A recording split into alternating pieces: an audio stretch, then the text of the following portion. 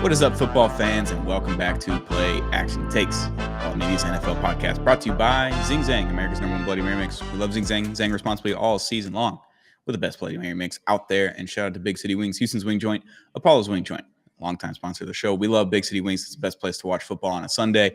I'm going to be doing a lot of that on Sunday. I know I've got a little bit of hockey gear on. It's opening night for the Stars. I'm excited. I'm excited that there's more physicality on my TV.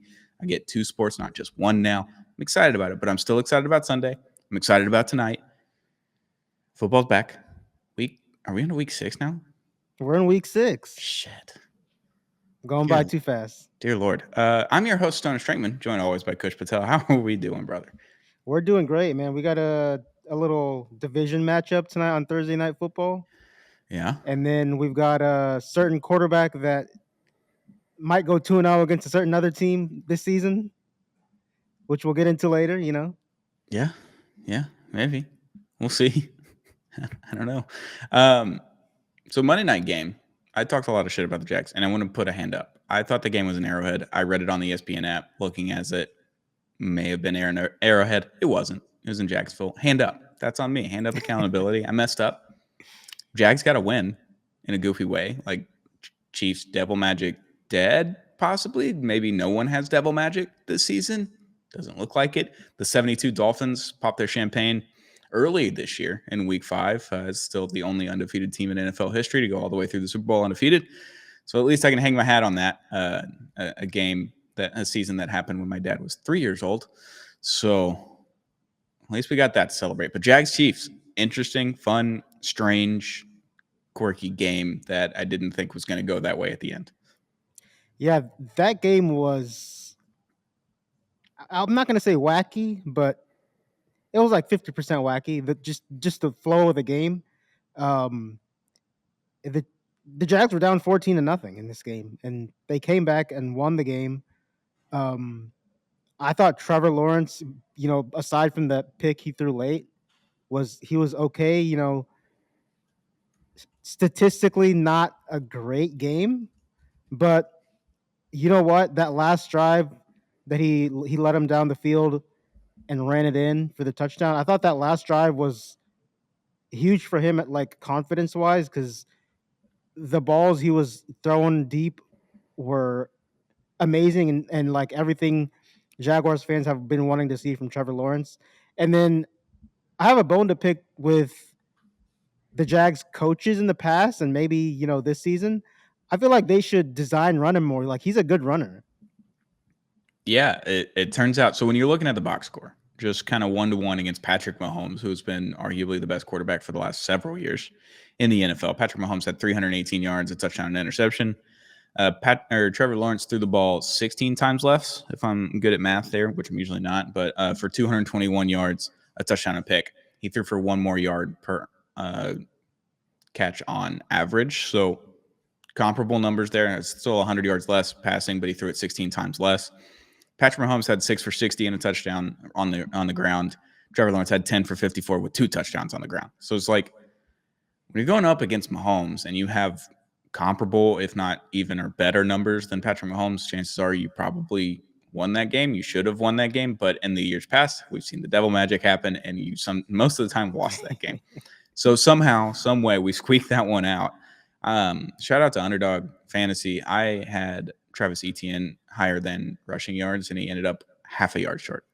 49.5 was the pick, and I had higher than, and he had 49.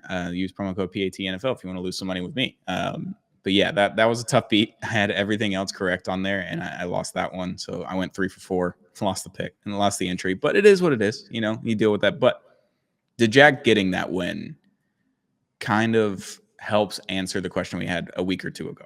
It's like, is this team for real? We don't know. Like, it's still Trevor Lawrence is going to turn the ball over, still not like impressive numbers. Doesn't really matter when you're winning football games. Well, I think their defense is for real. Their defense is taking the ball away at like a league high right now. And shout out to Devin Lloyd, man. What a pick six, 99 yards.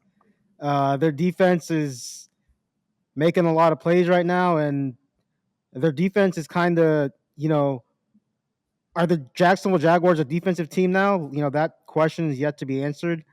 For right now, I think I think they kind of lead with their defense, and then as long as Trevor Lawrence doesn't make it too many mistakes, which he did throw a pick, but at the end of the day, it didn't come back to haunt him in the ass.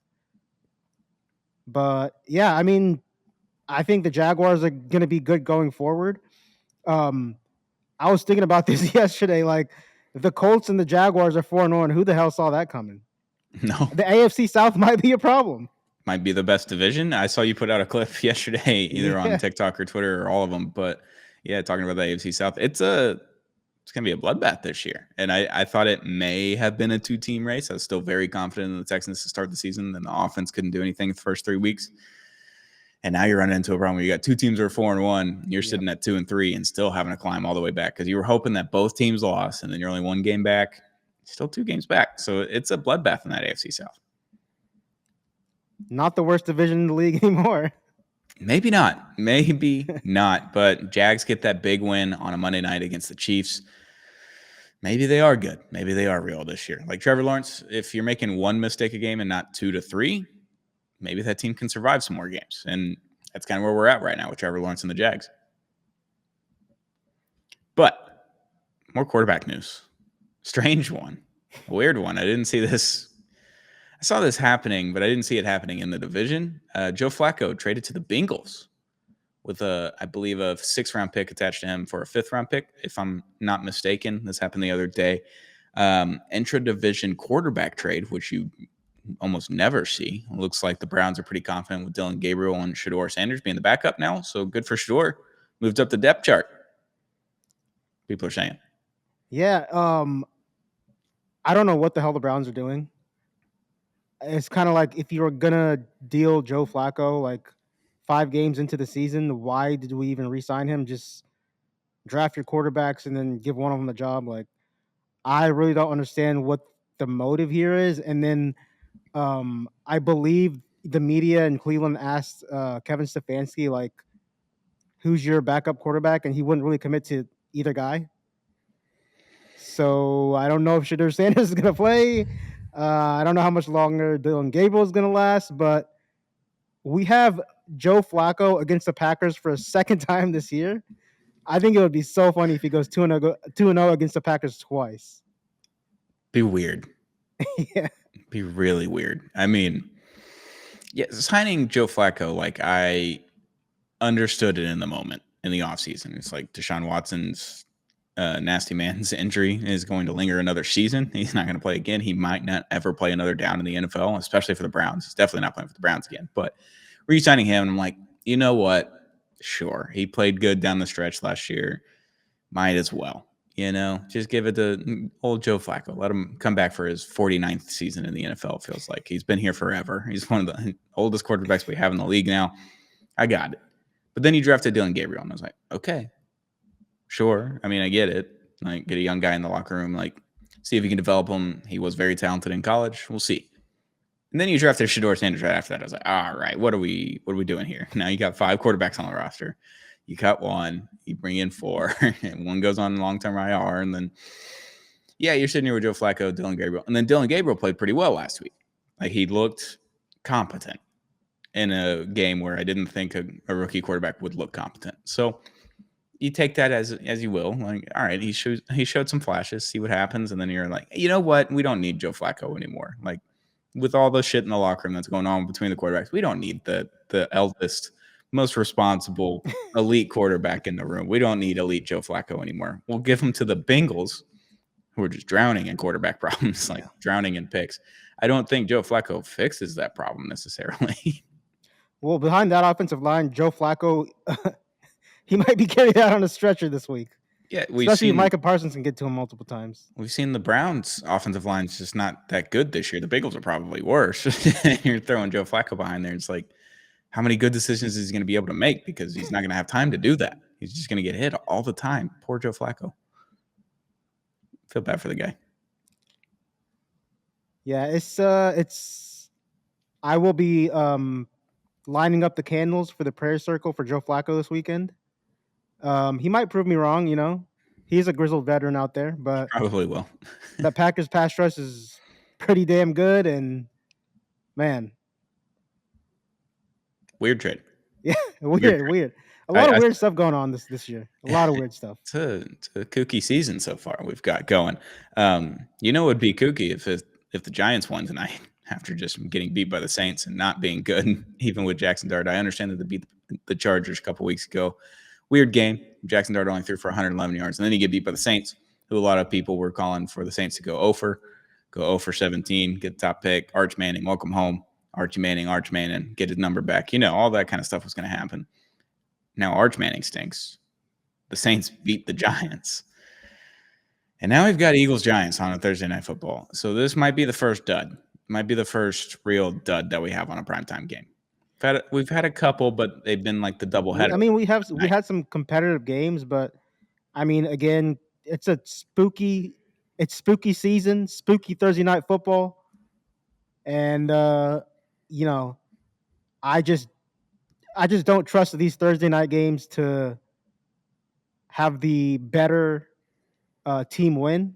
Mm-hmm. So maybe the Eagles win, but I don't think they win, convincingly. I mean, they haven't beat anybody convincingly so far this season. No, they've all been pretty tight games with the Eagles. And now you're walking into the Meadowlands where you have the cursed MetLife turf. Can everyone walk out healthy?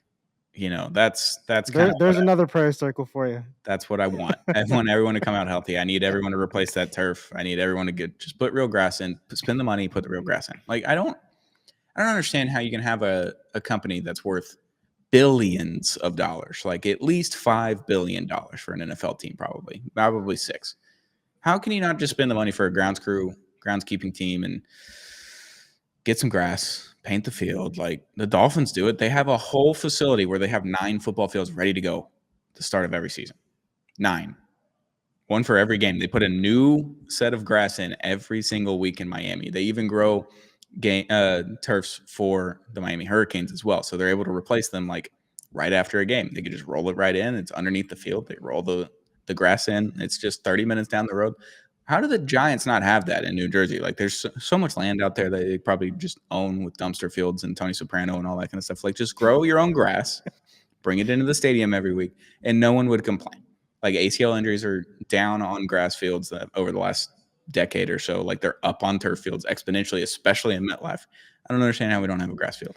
This has been an issue for over a decade. Mm-hmm. I mean, you're asking the tough questions today, Stone. It's just historically it's been bad. My team has suffered multiple times on that field, and Mine so too. I mean, I'm pretty sure if you round up a bunch of NFL fans and ask them, "Hey, has that field up in the Meadowlands made you suffer?" I think it would be a resounding yes from all of them. I mean, that Black Friday game against the Jets a couple of seasons ago when the Dolphins were good for once, they were like 9-3 at that time. They're going into Meadowlands. You think they're going to win a game. They do end up winning the game, but Jalen Phillips, who's notorious for getting hurt in his knees, just tears his Achilles getting off the snap in MetLife. It's like because it just locks your cleats. They have the weird turf that's like the diamond turf, I think is what they call it. So it's woven strangely, so it catches your cleats more often than it doesn't. It's not really what you want. Like you want support on the field, like you want grip with your cleats, but you don't want it to just hold your cleats is the problem. And that's what that turf does specifically. So if Eagles Giants happens tonight and someone gets hurt, it's time. You can't trot out that field anymore. Like it happens against the Jets, the Giants, it doesn't matter. Malik Neighbors got hurt a few weeks ago, tearing his ACL with that turf. I'm over it. But Eagles Giants, not something I'm really looking forward to. But maybe it is. I don't know. I mean, maybe I'll turn it on tonight, but I mean, I'm watching the Stars tonight. I'm just looking forward to the AJ Brown, Jalen Hurts, Nick Sirianni conflict on the sideline. That's kind of what I'm looking forward to. Yeah, it'll be interesting. It might be on an iPad, but I'll be watching the Stars tonight on the big screen. It's home opener, or it's not home opener, but it's opening night for the NHL for me. So I'll be having that on the big screen. I'll have this on a smaller screen. How about that, guys? I'll watch it intermittently. We'll take it. Intermittently. I know it's part of my job. I know I do a podcast about the NFL, but I also have a podcast about the Stars, and I'm doing one tonight. So tune in to Clean Sheet Advice if you're a hockey fan for Dallas Stars coverage. But yeah, Eagles Giants, I'm not thrilled about it, but maybe it'll be weird just You like know every what? other I game. will volunteer as tribute for this podcast to watch this disgusting game tonight. Okay, thank you. I appreciate your services, Kush. They will not be forgotten in the end. Um, let's get out of this game. Seahawks Jags. This is the first interesting game. Like Rams Ravens would be interesting if Lamar plays. It doesn't look like Lamar's playing. I don't know what the practice report is today, but he did not play yesterday. So Seahawks Jags is the first game on the list that caught my eye. It's at noon. Fun game, potentially. If we have another decent outing from the defense of the Jags, and we know the Seahawks defense is good, this could be a defensive stalwart battle, but it might be a lot of points. I just don't know what we're going to get because Seahawks Bucks went 38-35 last week. Like, we could do one of those, or we could have a stinky like 17-14 game, which would still be fun because it's close and defensive battle. I don't know. Yeah, this game's interesting, especially after last week's Jaguars and Chiefs game. Mm-hmm. I'm gonna need the Seahawks to win this game personally for personal reasons, but the Jags to me, like, just from the beginning of the season, have been such an interesting watch for me. Just because of Trevor, not only just Trevor Lawrence and his like growth as a quarterback, but Travis Hunter's always like, I always have my eyes on where he is on the field. He looked really really good as a corner, and then as a receiver, he can make ridiculous catches like he did against the Chiefs.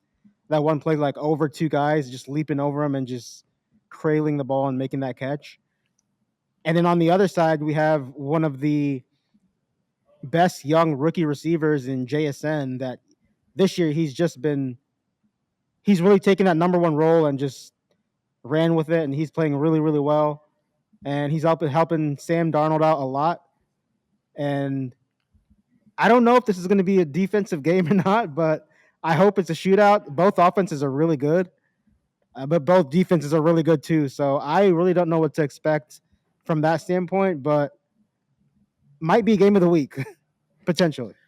It might be. It might just have to be by merit of the matchup so far this season. Seahawks are favored by 1.5, so on the road as well. They're in Jacksonville. I'm looking at it right now, and if it's not in Jacksonville, ESPN, we got to figure this out. We got to figure out the scorebook because I'm pretty sure the bottom team is the home team. So if they're not the home team, my bad. Again, hand up. But yeah, I'm gonna take, for your sake, I'm gonna take the Jags and hope that the Stoney curse moves on to Jacksonville and just hope that they get a loss for you. You guys heard it here first. It's Stoney curse may be in full effect. We all know about the Kush curse. It works 2 out of 3 times. Yeah, I'm kind of didn't work against the Jags this past week. Maybe the Stoney curse will work against the Jags this week. Yeah. So we'll see. Yeah, we'll have to wait and see on that one. Next game that I liked, 49ers Bucks. Mac Jones, welcome to the starting job after paying Brock Purdy $50-something million a year. So that's kind of tough. The Bucks are fun. We love the Bucks. We love Baker. But the 49ers, sneaky. They were my pick for the NFC West in the division previews that we did preseason. I thought that they would be really good. I thought Brock Purdy was coming back healthy. He hasn't been healthy. George Kittle got immediately hurt in like week 2. We're running into a lot of health issues with this team, and all of a sudden they're just 4-1. They just keep winning games when they really shouldn't be winning games. They're doing it. They're 4-1. So are the Bucks. So now we're kind of like jockeying for one of the top 2, maybe potentially the bye week in the postseason, with the Bucks, the 49ers, and the Eagles all sitting at 4-1 in the NFC. So it's a really fun game. It's an afternoon game. I would love to have this one in prime time. Just for Baker to be in prime time against the 49ers. Like, it would just look good aesthetically. I would appreciate that. But fun game, fun NFC matchup, jockeying for position towards the playoffs at the end of the season. Baker Mayfield MVP votes so far? Number 1, number 2, number 3? What do we think? I don't know what his stats are. I could pull those up. Baker Mayfield Pro Football Reference. Let's do that. And they can pull out the stats for him. So it's 1,200 yards, 10 touchdowns, and an interception. You're 4-1. You've got comparable numbers to Dak Prescott, who we've mentioned a few times in the NFC conversation and the MVP conversation, but less interceptions, same amount of touchdowns, just a little bit less yards. With all the injuries that they've had to the offensive line, to now their weapons with Mike Evans and Bucky Irving, and if they just keep winning And They Baker do. keeps doing this. He's 10-1 touchdown to interception ratio. That's an incredible ratio to have through 5 weeks of the season with all the injuries that he's had. Yeah, I'm all for Baker Mayfield MVP votes right now. Yeah, I think right now I would still put Dak Prescott one just because his defense is ass. Like it's so bad, and he continues to carry this team. Th- Not the best record, but I think that's really the only thing to me that hurts Dak Prescott. But Baker Mayfield, they're 4-1, so many injuries, and he's just playing really, really good football. Crazy throws, just the whole 9 yards, man. He's been amazing. Yeah, I think preseason I was listening to a bunch of NFL podcasts talking about MVP votes and all that kind of stuff. In the last several years, it's been a quarterback, obviously. Hasn't been one since what, AP? Long time ago. But you have to win in this new era 13 games and be within the top 5 of passing stats, essentially, is where you kind of have to be. You have to be a 1 or a 2 seed, win 13 games, and that's kind of your precursor for winning the MVP. As of right now, we're looking at that for the Bucks. Like you're at 4-1. If you just keep winning, get to 13 wins, and Baker stays healthy, can keep winning games, then yeah, you're looking at a very good MVP season. Dak Prescott, the only reason that he wouldn't be in that conversation is because I don't believe the Cowboys are winning 13 games. So yeah, maybe Baker's the pick. I don't know. Baker's been just lights out. He's winning all these close games. They've been in tight ones. He's talking a lot of shit. He's in the media again. Like Yeah, we have the yeah, fun version of Baker Mayfield again, which we've had the last couple of seasons, but it's been a long time since we've had the really fun Baker Mayfield. I think we've got that this year. He's even banged up, and he's doing this kind of numbers without Mike Evans, without Bucky Irving last week. I don't know. I kind of like Baker as an MVP. yeah. Baker brings that. He talked about in the press conference. They used to call him cocky. Now they says he has moxie. Yeah. So he kind of brings that to the table as an MVP. You know, I love that. That's my favorite quality about Baker is he doesn't give a fuck. He's stayed the same guy no matter how his career has gone, and he kind of brings that swag to the MVP conversation. I saw a clip of Baker. He was at college. He was in Oklahoma, and he's doing a press conference, and he's like, "Look, you come to Oklahoma to beat Texas. That's all it is. You come to Oklahoma to beat Texas. I grew up 13 miles outside of the stadium or outside of campus or whatever in Austin. They didn't talk to me. They didn't recruit me in any way, shape, or form. I come here to beat Texas. All right, y'all good? You get that? Tweet that out." And then he got off of I the saw press that. Yeah, I saw like, that. oh, like I don't like Oklahoma. Like in an Oklahoma Texas Red River shootout, I guess is what they're calling it now. I'm rooting for Texas. I always have. I have always hated Oklahoma. My dad rooted for Texas a little bit as a kid. Like I always rooted for him. But when Baker's at Oklahoma, I was like, man, this guy's kind of fun. Kind of fun. Like I don't like him, but it's kind of fun. And then he got drafted to the NFL, and it's been fun ever since. It's had Yeah. strange moments. That Thursday night game with the Rams, where he got signed on a Tuesday, and Yeah, I remember that. everything. Yeah. That was fun. But yeah, I'm rooting for Baker. I'm going to take Baker in this game, 49ers Bucks. I keep taking the Bucks, and they're the one team that's not really letting me down except for that Eagles game. I'm taking the Bucks. Yeah, I'm gonna go Bucks too, but I think it's gonna be close. Mm-hmm. The 49ers have kind of like ever since the quarterback change and injuries and all that stuff, they've kind of been surprising. They beat the Rams the other week, Yeah. a Rams team that we all thought was rising kind of to the top in the NFC. They're kind of struggling right now.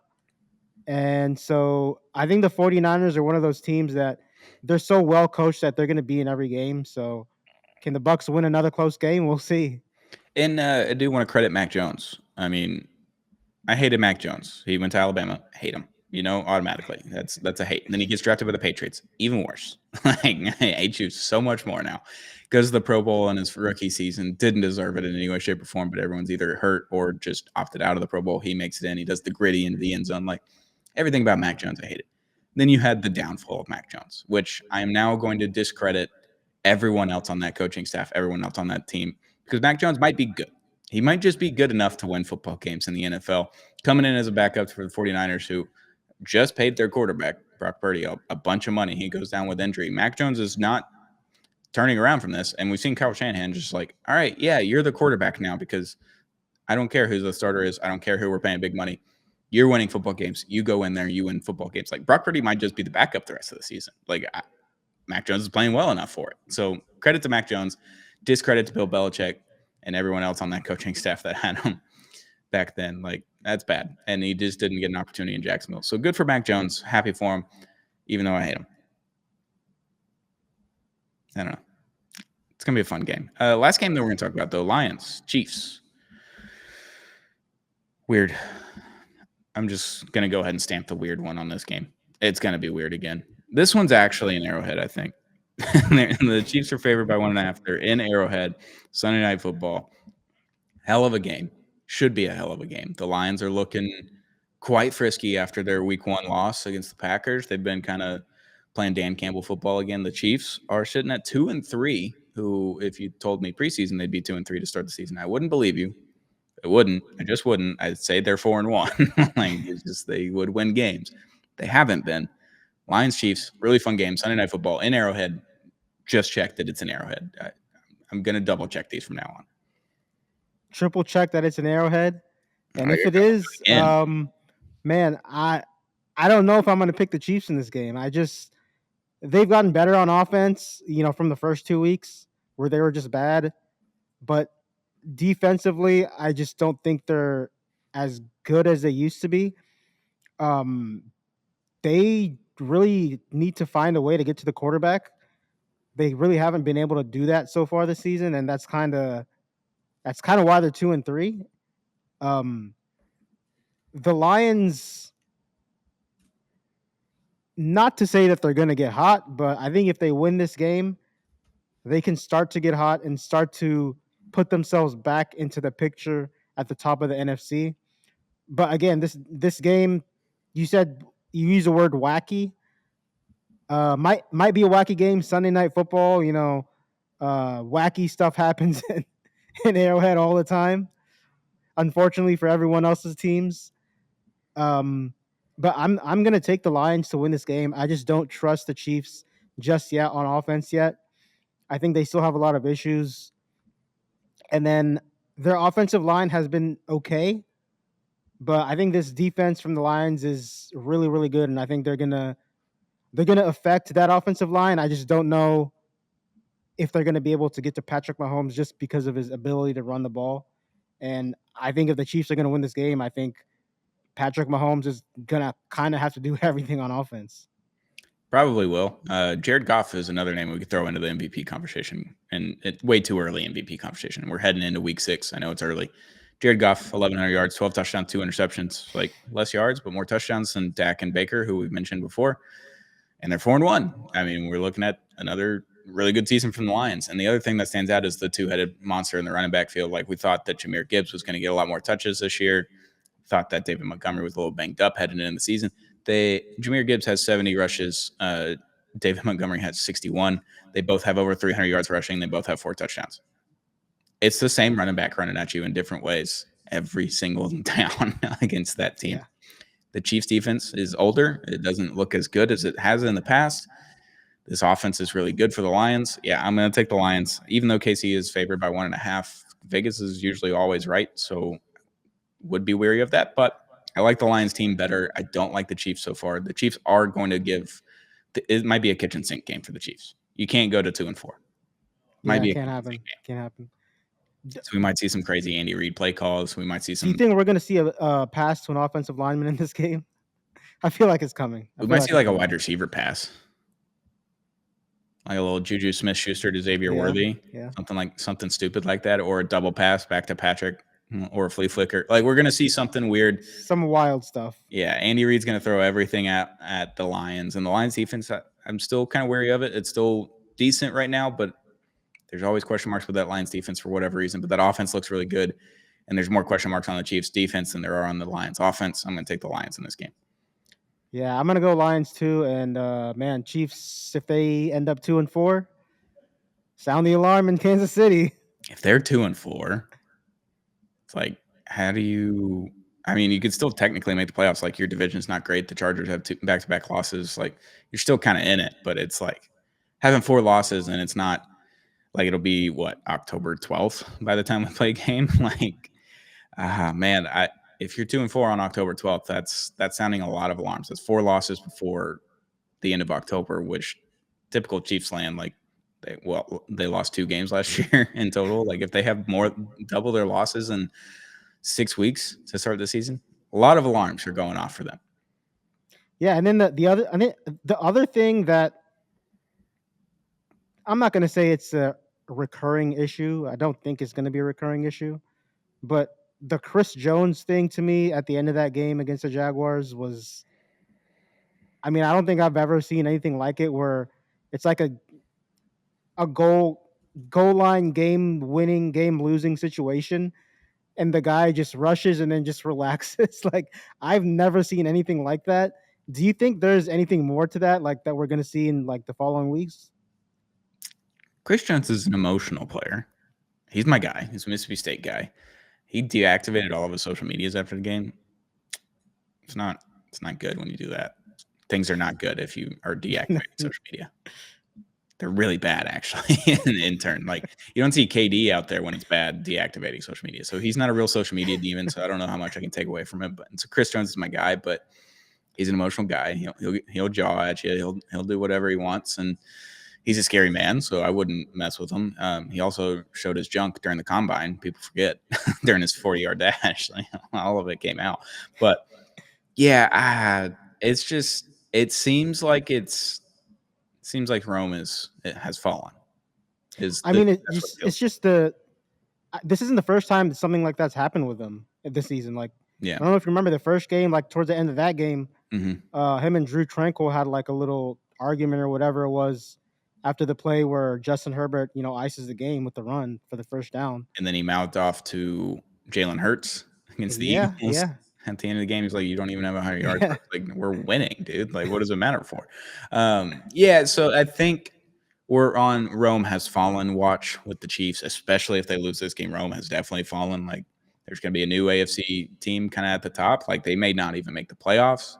We're looking at that. Like, you kind of have your weapons on offense now. Like, your defense is now not caught up, and your offense still isn't good, even with all the weapons. It's going to be a weird season for the Chiefs. Maybe the Taylor Swift curse has arrived. You can't release it. Maybe there's too many curses on this episode. Too many of them. Too many curses. Maybe this is the curse action takes. Curse action takes. Cat. Curse action takes. Curse action takes. Welcome back. Yeah, week 6 though. Do we have anything else? I don't think so. It's I don't want to say it's kind of a boring week, but the way the season has gone, the boring weeks turn into fun weeks on Sunday. So maybe these games will surprise us. I think they will, and I'm looking forward to the fall of Kansas City. I'm sure the rest of America, besides Arrowhead and surrounding cities, is looking forward to this Lions beatdown that's going to come towards the Chiefs' way. Yeah, so we're praying for the downfall of Kansas City right now. Can I go on a Monday Night Football rant? I'm going to do it anyway. Monday Night Football was sacred growing up. Sacred. You had one game. You had the best broadcast booth. You had everything, except for that one year with Tony Kornheiser coming in. Like, that was kind of a weird year. That was like awful. 2009 or 2008, something like that. That was strange, but we don't need any of that. I'm tired of the doubleheaders.